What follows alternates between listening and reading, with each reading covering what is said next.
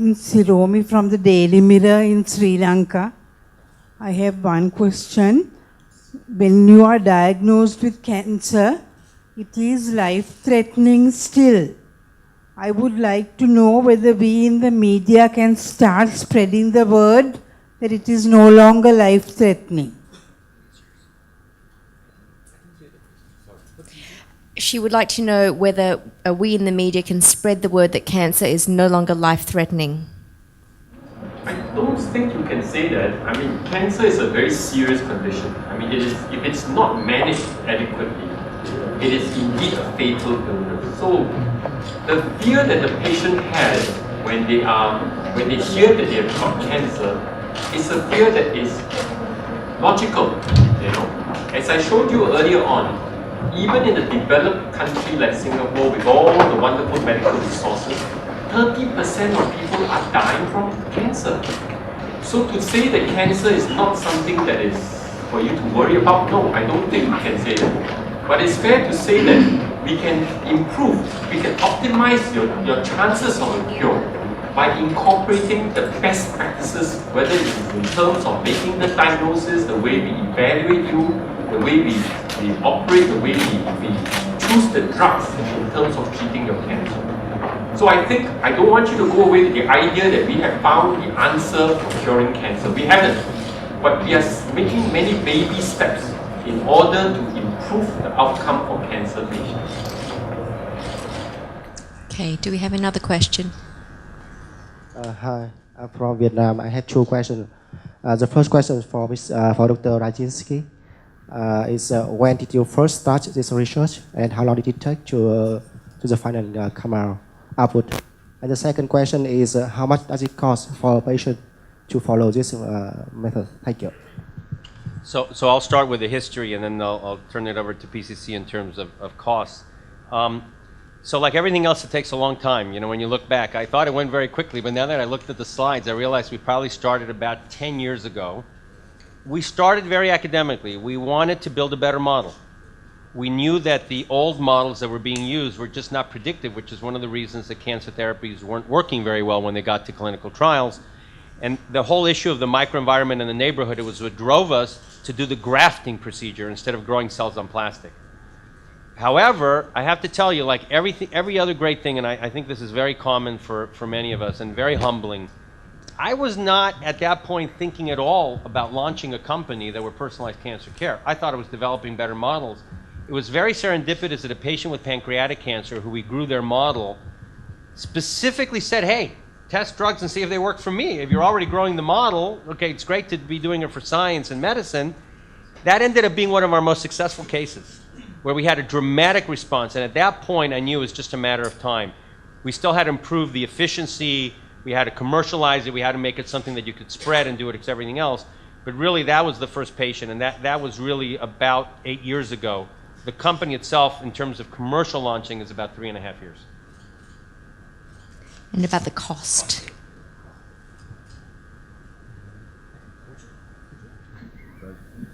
So in terms of the costs, the costs are essentially broken down into two pieces. The first cost is to try to establish the model, where we take out the patient's tumor, we put it into the mouse, we grow it up. And certainly that suffices for some number of patients who want to just bank their tumor, who don't know if it's going to recur, and they don't necessarily need to go on and do the drug testing. The second phase is a little more expensive in the sense that it requires a lot more resources on our part to build this small colony of mice that Dr. Sadransky was talking about. And those costs are highly variable depending on how many drugs or drug combinations either the physician or the patients want to support. So it's certainly in the several $1,000s, but like I said, it really is variable on how aggressively they want to test it and how extensive they want to use the technique. It's very important to select the right patients to participate in something like this. Okay? There are some cancers whereby we have got a very high chance of beating it, like an early stage breast cancer, hormone receptor positive breast cancer, and your chances of cure are excellent. But then on the other hand, you've got some patients where you know that the outcome is likely to be poor. And you need to know as much as possible about the tumor and what drugs may work in order to plan their treatment. I give you an example. I saw 2 patients yesterday, and both of them, we are talking to them about the possibility of doing tumor grafting, and I explained to these 2 patients. One is a patient who has got very advanced lung cancer. He's a Singaporean. He did his surgery and in one of the top cancer centers in the States, and he continued his chemotherapy here in Singapore. Now, he was just diagnosed yesterday to have a brain metastasis. In other words, his cancer has spread to the brain. And this lesion definitely needs surgery to have it removed. Now, we can just remove it, evaluate it, and chuck it away.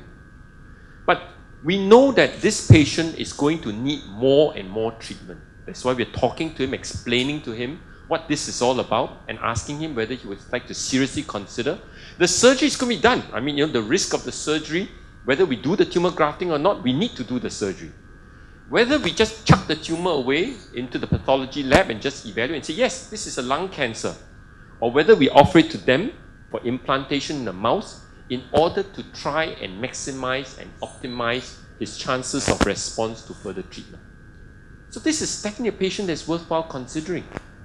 We've got yet another patient I saw, a gentleman who has got a poorly differentiated adenocarcinoma of the stomach. We know stomach cancer patients, the cure rate is really not that great. And these are patients who may not require, maybe the surgery will be very successful, he'll go on to adjuvant chemotherapy and will never relapse. But if indeed we are already going in to do the surgery, we can pay that $4,000 or $5,000, whatever it may be, to implant it in a mouse, maybe never have to use it again. It's good for him. But if indeed his disease relapses, we don't need to talk about a second operation. We have already got the tumor model ready, all right? And we can start doing the testing as and when required. So it takes a lot of effort on our part. Really it does, because you've got to select the right patients. You could explain to them, this is something whereby we need the media to help us to talk about it, to inform people, look, this is available, for them to start thinking. It really reminds me of my other company, cord blood banking.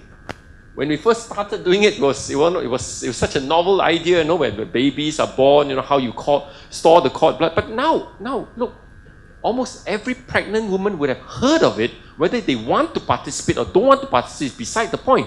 But cord blood banking is something which is here to stay. All right?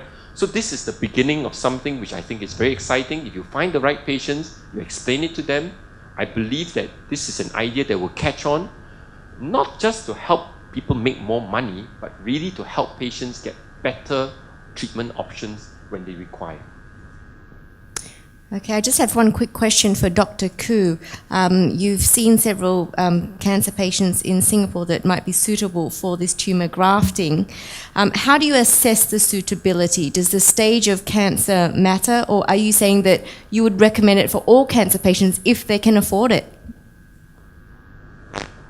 Just like what Dr. Ang has mentioned, clearly this is not a procedure for all cancer patients. Those patients who are going to do well with standard treatment is unlikely to benefit from this procedure. So we are looking at, we have been started to collect or started to have patients doing the tumor grafting probably towards the end of last year. So we're still in the beginning of doing this. We look for patients who obviously have metastatic disease, advanced disease, who are going on treatment, and knowing that their type of cancers are likely to fail. Even if they can respond very well to the first line treatment, they are likely to go on to have second line, third line in quick succession in the next year or two. So these are the patients we look for and to talk to them about this procedure. Let me just give an example of this lady that we did our tumor grafting. She had a sarcoma, this is not by coincidence. Indeed, she had a sarcoma originated from the breast, we thought, and it has metastasized within a very short time. She had a surgery to the breast, and within 2 months, it's gone to the lungs and gone to the bones. So we had to take out one of the tumors from the lung, and we talked to her about tumor harvesting. And at that point, the tumor was grafted in the mice, and it grew rapidly. And we had an opportunity to test the different drugs on these patients. As these testing were going on, the tumor has started to grow again, and we had to treat the patient. So we chose what we thought was the best possible option based on past experience, and she responded to that treatment. And lo and behold, when the result of the tumor grafting came out, it showed that the tumor, the mice bearing the tumor also responded, the tumor in the mice, to the same program that we did, because I intentionally included that particular program in the testing of the mice, just to see whether there's a good correlation. Indeed, there was. There was some other program that her tumor responded to in the mice, but we didn't have much opportunity to use that because the patient was had some other complications after that. But from that experience, it shows to me that the tumor grafting has a good correlation, at least in that particular patient, with what we see in the patient. Okay, thank you. Next question, yes. Okay, I am Dr. Zodam, the chief editor of the Healthcare Journal from Myanmar. I want to ask one question, first question to Dr. An. As you have said that the incidence of cancer is nowadays increasing, and I want to know your opinion. What are the causes of that increasing incidence? Another question is to Professor Dr. David, and you are using in this research the multiple adjuvant chemotherapy to the mice. Any other, you consider any other alternative treatment? Not only the chemotherapy, also the radiation or something. Okay.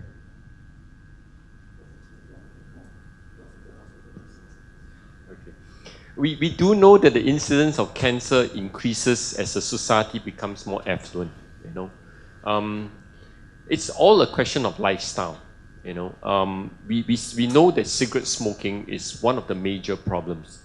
It is believed that if you stop everyone from smoking, you will see at least a 30% reduction in cancer incidence. So cigarette smoking is one big thing.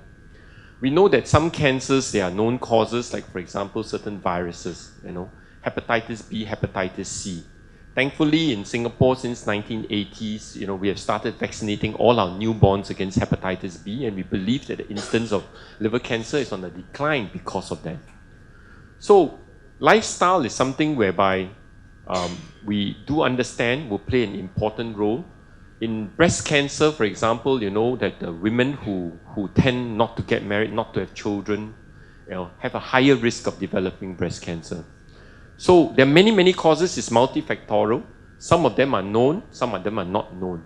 Diet is an important role. We believe in colorectal cancer as a society as a country takes more and more meat, high protein, high fat, the incidence of colorectal cancer goes up. So if we want to fight cancer, we really need to approach it from many angles. We need to understand the various causes and then to try to minimize the risk factors. So let me take the question about alternatives, and I'll widen it a little bit because it's something that's very interesting to us. I often tell my kids when they see mold growing on bread, that's penicillin, you can use that to treat bacteria, but I wouldn't tell them to go and munch on a piece of bread instead of taking a pill with the right dose. There are alternative treatments for cancer that I think could be very effective in drugs, that occur in plants and that occur in many different forms that we have that aren't yet pharmaceutical grade drugs. We actually have a group that's very interested in trying to take those, isolate the more active ingredients, even if it's a mixture of ingredients, and test them on our models, because if you think about it, why not? Just like everything else, maybe they won't be very effective on their own, but maybe in combination, maybe with other drugs. So the truth is this model can be used for any traditional chemo, for antibodies, biologics, and alternatives. The one interesting area beyond that as well is that this is a little bit more technical, but one of the things we have to do to get the tumor to grow in these mice is we have to get mice that don't have a very good immune system. Because if you put them into a normal mouse, they just reject the tumor. The immune system can just kill it. So it's interesting that one of the hottest areas now in terms of therapy for cancer is called immune therapy, where you get specific drugs that can either activate or make the immune system stronger. So this would be an issue with our models, and we're actually now working on ways to bring both the graft from the tumor as well as the patient's own immune system into our mice so that we can test those as well. So like anything else, when you think, oh, I've just invented the greatest thing, there's version 2 and version 3, etc. And we hope that this immune therapy will be, or the immune graft will be, for example, version 2.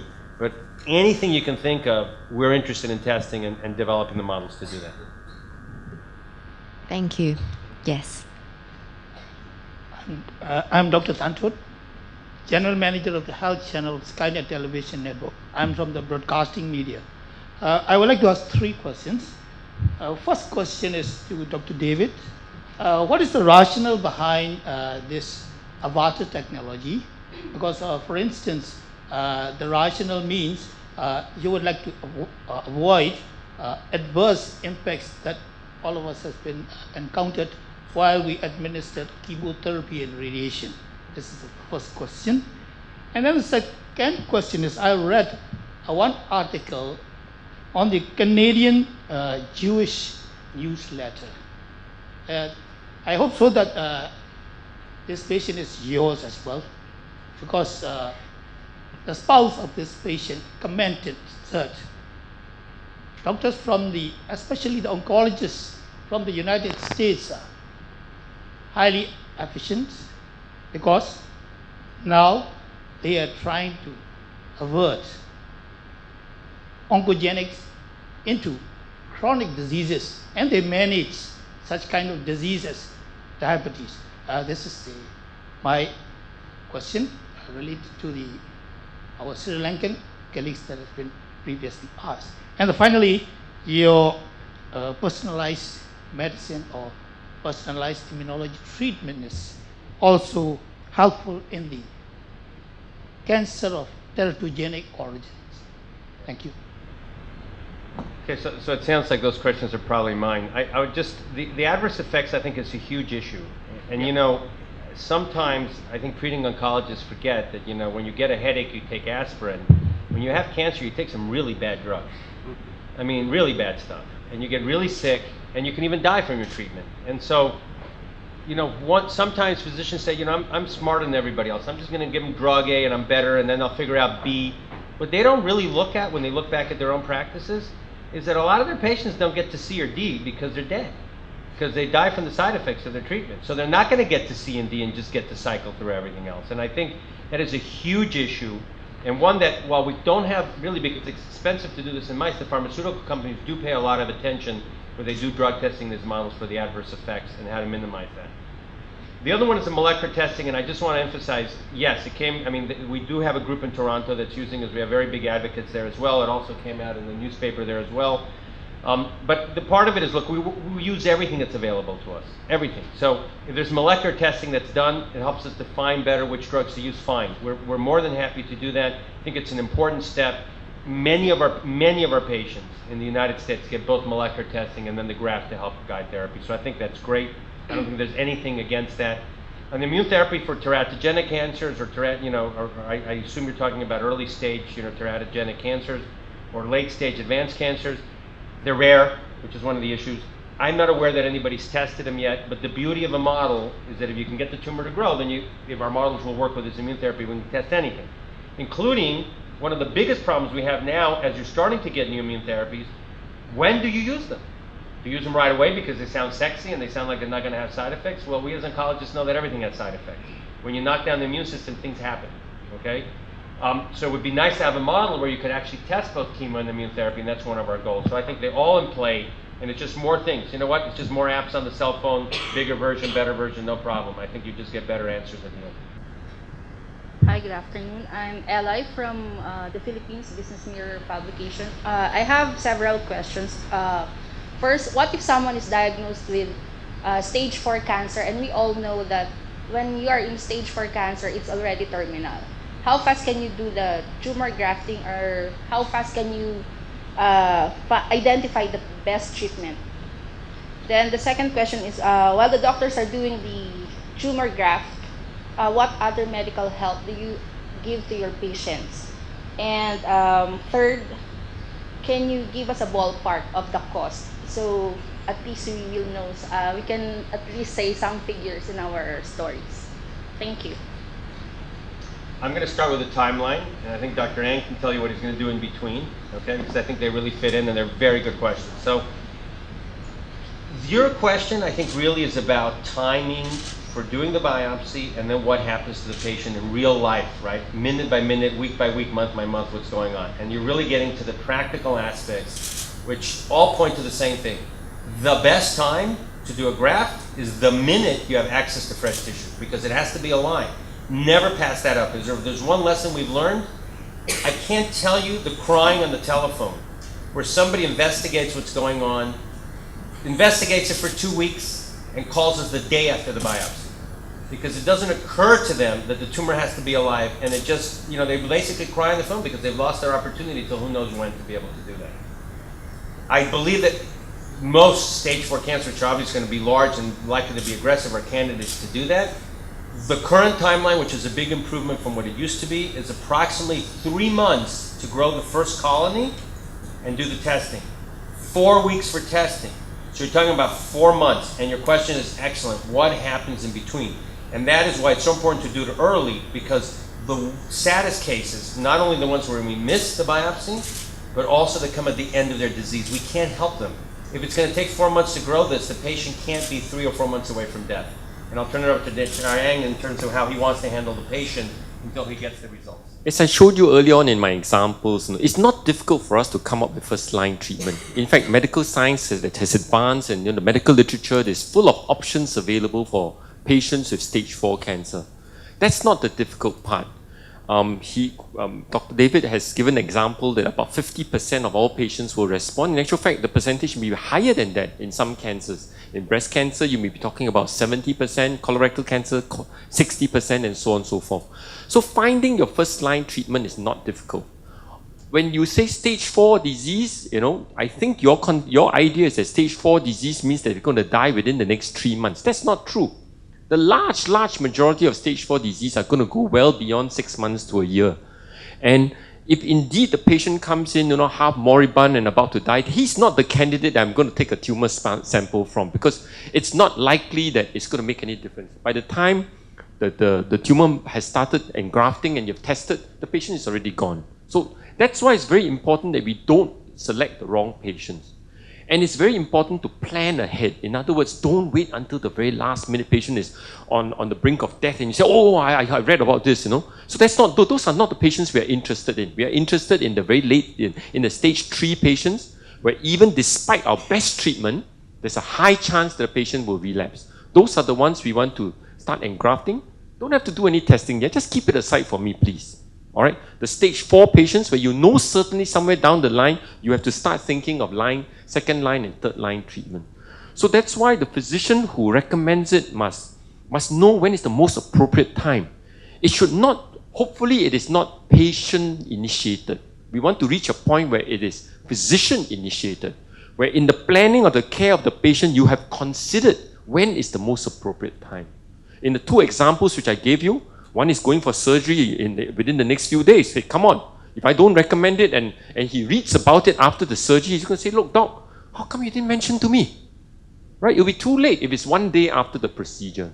The other is a patient who may not need it, but I know that stomach cancers have a high risk of cancer relapse, and I'm saying, look, I give you the option to consider. You can say no, but at least I have done my part in informing you that this technology is available. Okay, and I think a last question from Mr. Rubinson on the cost. Yeah, I can try to add a little more insight onto the price. I think I could have mentioned this earlier in the sense that this part of our business does not make money. In other words, Champions Oncology is at a sort of intermediate stage in its development. We also are investing in clinical studies to further prove and validate this technique, such that it will eventually be able to get into the mainstream and be reimbursed by private payers and by government agencies eventually. So we are making those proper investments. At this stage in time, as you can imagine, it's very resource intensive, right? We're managing a lot of mice over a lot of time. We're buying drugs, although in small quantities, and administering to the mice. So it's not a trivial cost to Champions. We are not a large pharmaceutical company, that can continue to support this, even though we would like to be able to offer this to everybody and make it widely available. And so we have to, bring this to the people at a certain cost, particularly at this stage. And so what we've done is we've made our prices below our cost to make it a sort of a partnership, not only between Champions and PCC, but between Champions, PCC, and the patients who would like to be and could be able to afford themselves this opportunity at this juncture in time. Having said that, there are variation in prices from country to country. So for example, we work here locally with a local implantation facility. So we need to pay the local site in order to do the implantations, whereas in the United States, these are our own facilities and our costs are slightly, can be slightly reduced. And so that's why I say it is a variable cost from country to country. It also varies, as I mentioned earlier, by the size of the study. And so for patients of fewer means, we tend to do smaller studies to be able to pick the very few drugs to get as much understanding as possible. For patients with larger means, we tend to do larger studies and test a broad variety of agents. Like I said, there is the initial implantation phase where we grow up the tumor, again, for a few $1,000s, and then really variable by each drug or drug combination that a patient wants to test, and it's sort of stackable in that way. If they want to test a few, the cost is much more reasonable. If they want to test a lot, it's more expensive. And let me just add one thing, because I think it's, and then I want to hear also because of what the physicians think, because this is a philosophy. Remember, we're the only ones in the world offering the service, but everybody's working on these models. Why? And it comes down to these patients that asked us at the beginning and pushed us to use their models. These models have value way down the road, but it takes a long time. If you don't do it as a commercial service for patients, you can wait forever. You don't care if the graft takes. You can go to Southeast China right now, and they're implanting tens of thousands of tumors. They have a low take rate. They don't know anything about the patient. They don't know anything about the history. They don't know anything except for the fact that they're growing a model that eventually will produce value for them. Okay? We have a very different philosophy. We're centrist and focused on the patients. Because of that, we bring high value to the pharmaceutical industry. But importantly, we have to focus and expend a lot of time and money on that graft. We have to make sure it takes with a high rate. We have to be able to propagate it quickly, and we need to give the answers to these physicians as quickly as possible. That's a very different model, okay? And we consider it a partnership. If we're going to work like that on our side to make sure that you can get benefit, okay, you got to help us with the cost, because otherwise we wouldn't be able to do it. It's a different philosophy, but we're oncologists in the company. We believe that the patients that contribute their models, if they can, should be able to benefit from it as well. I don't know if you have comments. Yeah, I think as you heard from David and Jordan, that many of the details are still being worked out. But I think it may be helpful to just share with you, so far, in a very typical patient, the implantation may cost in the ballpark about 5,000 Sing dollars.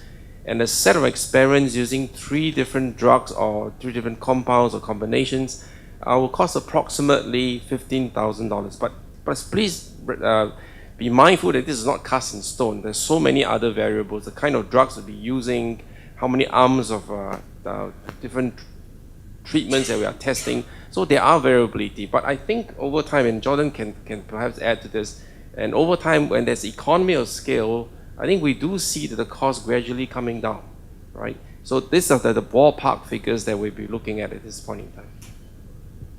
Thank you. Yes. I'm Dr. Chief Editor of Health Digest Journal from Myanmar. I would like to ask 3 questions. Number 1, how long it will take to get the result after transplanting the tumor cell? Number 1. And number 2, after getting the specific drugs, will you use only chemo drugs, which is produced by Champions Oncology only, or from other company, can you use another drugs? And number 3, is there special care need for the patient who get the specific drugs? Thank you. So I'm going to take it at the beginning and then pass it back on to my colleagues as well.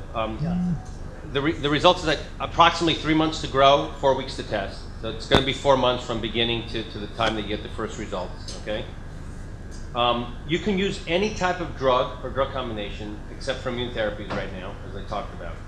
So that does raise the issue in the local environment as to what is available. We have physicians, for example, in the United States that will offer drugs that are on phase 2 trials near them and say, hey, you know what, in addition to these drugs, since we don't have anything else that's common available, you know, maybe we can get you on that trial, or we'll send you to that trial if it works. It's a very interesting kind of approach where you don't just go to a clinical trial and see what happens, you kind of direct it to the clinical trial. That is why it's so important to have local knowledge. And that's why I'm going to hand it over to you guys, and you tell me in terms of what the environment is for drugs that are not yet on the market, or what else could be used today here.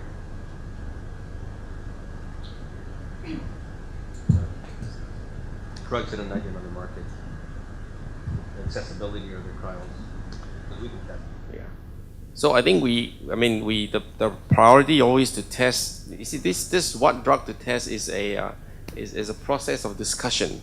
It is dependent and colored by the previous treatments that patients already had. The patient may have drug A and B already while waiting for the tumor graft to be ready. So they have been tested, and we have knowledge about whether they have responded well or not so good to the previous treatment. And then we come up with what are the rest that are likely, the patient is likely to respond, or the tumor is likely to respond to. And we will not confine ourselves to what has already in existence here. We also look at, depending on the tumor type and in consultation with the scientists, what are some of the potentially newer treatments that may be available, and maybe to tap into the network, the clinical trial network that may potentially make these drugs available. But of course, the priority will be testing on those that we have. In fact, in Singapore, the access of drug is as long as it is approved in one of the reference agency, whether the United States FDA or European Union or the Australian regulatory agency. As long as it is approved in one of these agencies, we will have the ability to bring them in and use it on the patient. Singapore is very interesting, you know. We can get almost any drug, you know. I still remember the bad old days when there was this big competition between Europe and the States, when oxaliplatin was tested widely in the States. No, sorry, oxaliplatin was widely in Europe, and CPT-11 was only tested in the States. And they were arguing, you know, is drug A better or drug B better? But one country refused to use the other drug, and vice versa. But in Singapore, we have been completely neutral. We had drugs both from Europe as well as from the States. And even before the studies could answer which drug is better, we already knew. Because we could use both. And we know which one came out the leader. So it's very important. In Singapore, we are very fortunate in the sense that as long as a drug is approved, all right, we'll be able to access it. And even before it is approved, very often we can get in on what is known as a named patient basis. In other words, this is you are asking for permission, this patient, the clinician decides that this patient requires this drug. It's not commercially available yet, the company is prepared to give it to you, it's not fully registered in your country, but we will make it available just for this patient. So this is why it's very important for us to work very closely with the company. Because there's no point in them telling me drug ABC is wonderful and the drug is not available. You must test only the drugs whereby we can have access to. Whether it be approved drugs or drugs in clinical trial, it doesn't matter. It must be something that we can have access to. Otherwise, you'll be wasting our time and the patient will be very frustrated. You know, you tell me I need drug A and then you tell me that you cannot get drug A. So why? Why am I doing this testing in the first place? Right? Yes. Philippines and Myanmar are very active, huh? We're very interested about cancer. My question is, for Parkway and Champions, do you have any plans of sharing the technology and the expertise in other countries or in other medical institutions? Like if a hospital in the Philippines approach Parkway to have a partnership or Champions, are you willing to share this? Absolutely. That's what this is all about. I mean, you know, it's not talking about trying to restrict it to only Parkway Cancer Center. That's not our idea. We are here to take a lead to tell the world, look, we believe in this technology. If indeed, there are other hospitals that want to collaborate with Champions, this is, it's not exclusive. We want everybody to benefit, all right? So this is not something whereby we want to keep it as a secret and you must come to my center, otherwise we don't do it for you. Nothing like that, all right? We believe in this partnership. We believe in the concept of tumor grafting and we want to share it with the world. So we want to use Singapore Parkway Cancer Center as the launch pad. But this is not where it's going to end. Hopefully, those few dots that you see, that's only the beginning. We hope that by the time you all go back and talk about it, you see dots in Indonesia, you see dots in Malaysia, in Thailand, in Vietnam, in Philippines, in Myanmar especially, that there'll be many, many dots on this. And only through that, through this collaboration and this exposure, that we can make sure that cancer patients can benefit. Right, that's the important thing.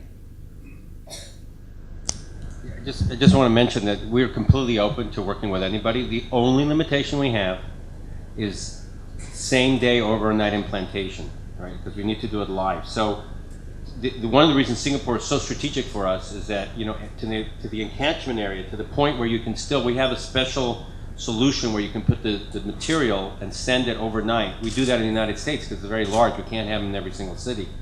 And it works. Usually as long as you can do the surgery the same day, ship it overnight and implant the next morning, you still have a very good take rate. So that's why Singapore is so key in terms of having a very good implantation center here. To the extent that we get beyond the reach of that, then you have to talk about identifying an implantation center, which is not a big deal, but takes time. Because as you heard, the experience you're starting to hear here over the last few months is that we did a pilot to make sure we had it and it was working and we were implanting, and et cetera. We do send mice with tumors back in the end to our main facility because our costs are much lower. We just do it much cheaper, and that benefits everybody in the end. But the implantations, the crucial time has to be done locally or within the encatchment area. Okay, we have time for about 3 more questions. Does anyone else want to ask a question from the panel?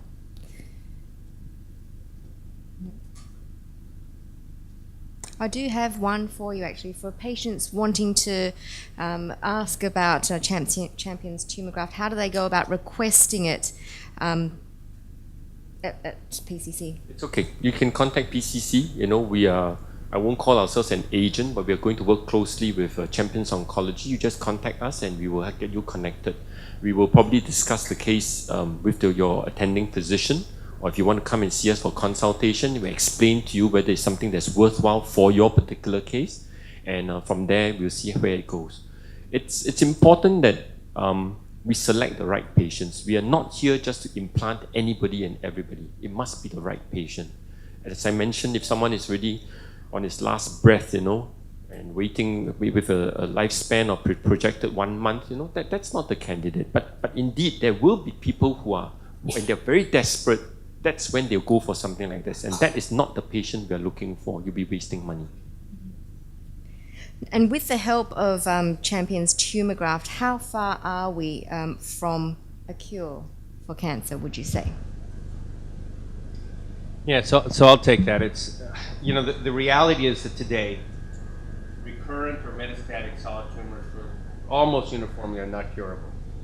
And what we can offer with the Champions Tumor Graft is the best choice, and really, if you look carefully at the video, is extending life. By picking the right series of choices and avoiding toxicity, you can add one success to another and extend the life of a patient that otherwise is incurable. There's been a couple of miraculous cases that have been out for a long period of time, but you know what? This is very typical in oncology. When drugs are first brought out in the very advanced setting, they have a response rate. When they're brought in earlier, they can increase progression-free survival and overall survival. And the earlier they're brought into the process, the more benefit. So this, where we are now with second-line therapies, is the beginning. I do believe that as we get better, faster, and more integrated, and we bring it earlier into the process, everything we learned in oncology is when you get the best drugs earlier, you improve the survival of patients. So I think that while it's not there yet, the principles that we're founding here today and as we move forward with this are there to eventually lead to a cure for some of the patients that get a Champions Tumor Graft as part of their basis for selection of therapy. Okay, now we do have time for some questions. Yes. Can I just? Oh, sorry. Yeah, I think you have heard this before, but I think it's so important that it's worth repeating because for this to work, you need fresh tissue.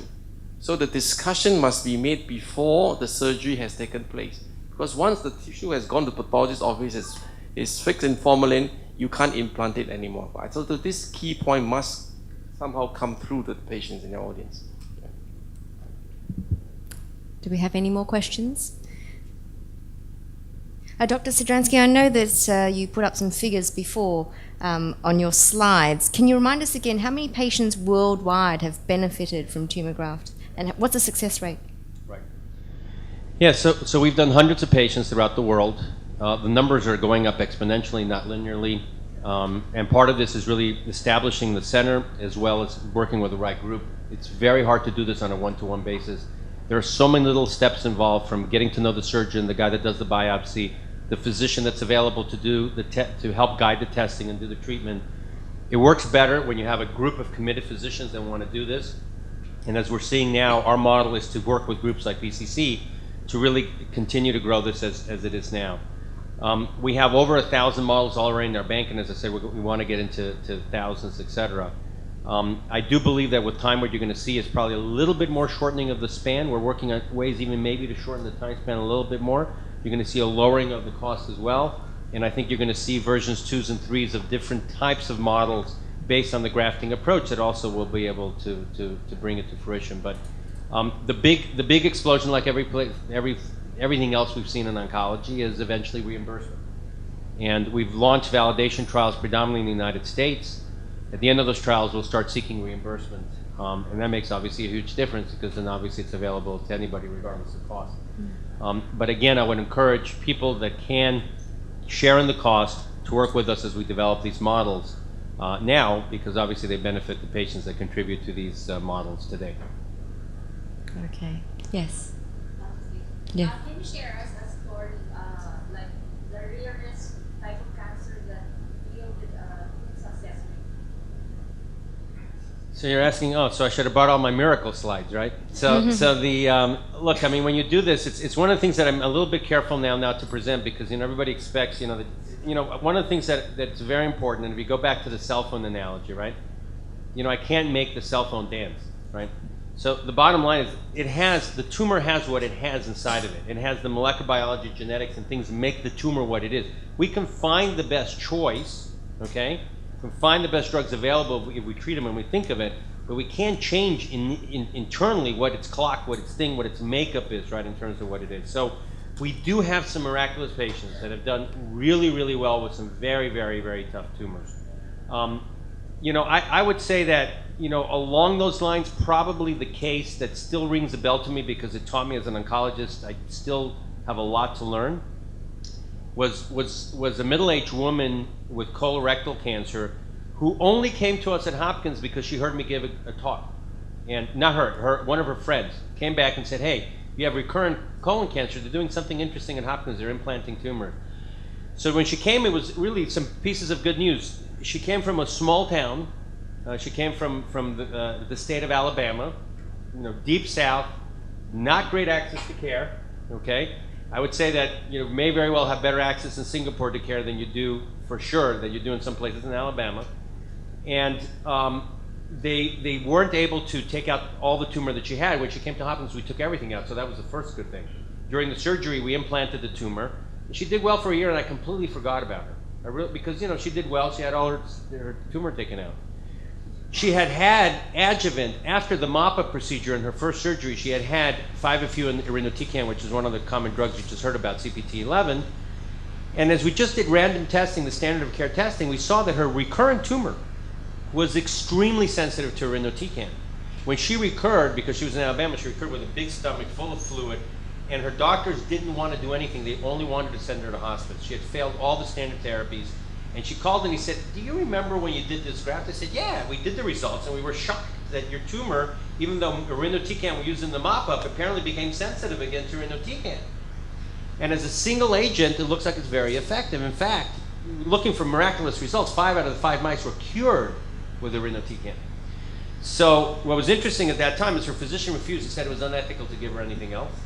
There was only one other oncology practice in Alabama, and he basically reluctantly gave her 2 cycles of irinotecan. Her tumor immediately melted away. She ended up living 4.5 years on 2 mouse-directed therapies. And she was a single mom, her kid grew up to be 16, and I think it just showed us that, you know what, in the end, even, we think we're such smart oncologists, we would have never given her irinotecan in that situation without the graft. But here you have the serendipity of hearing the talk and coming to get the tumor done, the graft done. Number 2, common therapy, something we have all the time that we wouldn't have used. And number 3, the incredible personal outcome. She's on one of our videos right on the website if you want to go see her, and you can see really what the outcome. So, I mean, we have a lot of those cases. We want to see more. Okay, we're just about done. Does anyone have any other questions? This is your opportunity to ask. If not, you also have the opportunity to ask these gentlemen, if you'd like to approach the PR agency, or directly you can ask them throughout refreshments that will be served outside the ballroom. I'd also like to put up the website, parkwaycancercenter.com/tumorgraft. That's where you can find out more information as well. Meanwhile, I'd like to thank the panel, Dr. Sudransky and Mr. Rubinson, coming from all the way to tell us about tumor graft, and also Dr. Ang and Dr. Koo for taking time off from your busy schedules to share with us about the challenges of treating cancer. Thank you very much.